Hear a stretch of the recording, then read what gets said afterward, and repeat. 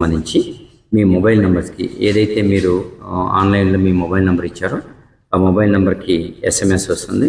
దాన్ని బట్టి మీరు సర్టిఫికేట్స్ వెరిఫికేషన్కి రావాల్సి ఉంటుంది.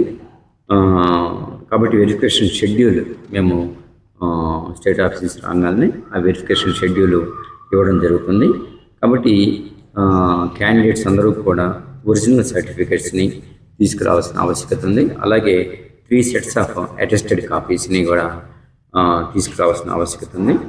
అలాగే మీకు కమిటీస్ వేయబడ్డాయి. ఇక్కడ ఆ కమిటీస్కి సంబంధించి ఎవరెవరు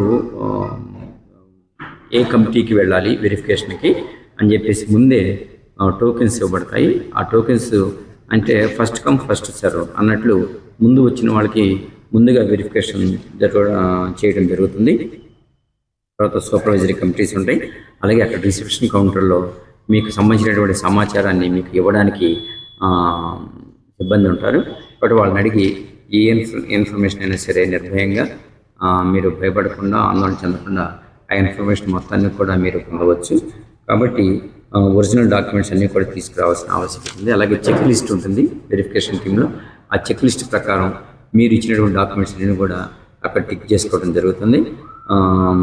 అలాగే ఆధార్ అథెంటికేటెడ్ బయోమెట్రిక్ అటెండెన్స్ ఉంటుంది. మీరు వచ్చినప్పుడు మీరు బయోమెట్రిక్ అటెండెన్స్ వేయాల్సిన ఆవశ్యకత ఉంది.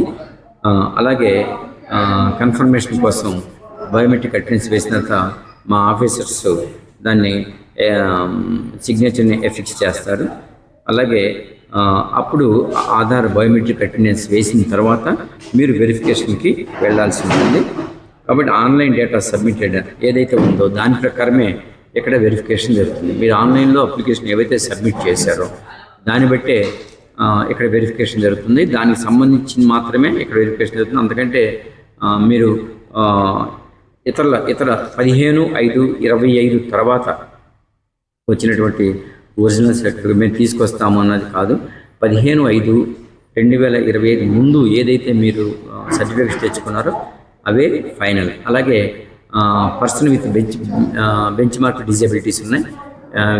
విజువల్ ఇంపైర్డ్ కానీ లేదా హియరింగ్ ఇంపైర్డ్ కానీ ఓహెచ్ కానీ అలాగే ఎంఐ కానీ ఎండి కానీ ఇవన్నీ కూడా పిహెచ్ కేటగిరీకి సంబంధించి వాళ్ళ సర్టిఫికేట్స్ తీసుకురావాల్సిన ఆవశ్యకత ఉంది. అలాగే ఎక్స్ సర్వీస్ మెన్ కూడా వీళ్ళకి సపోర్టింగ్ డాక్యుమెంట్స్ తీసుకురావాలి. అలాగే ఏదైనా సరే రిజర్వేషన్ పొందాలి అని చెప్పేసి అన్నప్పుడు SC ST BC PSC EBC ex service men వీళ్ళకి సంబంధించిన సర్టిఫికేట్స్ కూడా తీసుకురావాల్సి ఉంటుంది. ఈ విధంగా మన షెడ్యూల్ ఇవ్వడం జరుగుతుంది. ఆ షెడ్యూల్ ప్రకారం మీరు సరస్వతి జూనియర్ కాలేజ్కి వచ్చేస్తే అక్కడ వెరిఫికేషన్ జరుగుతుంది.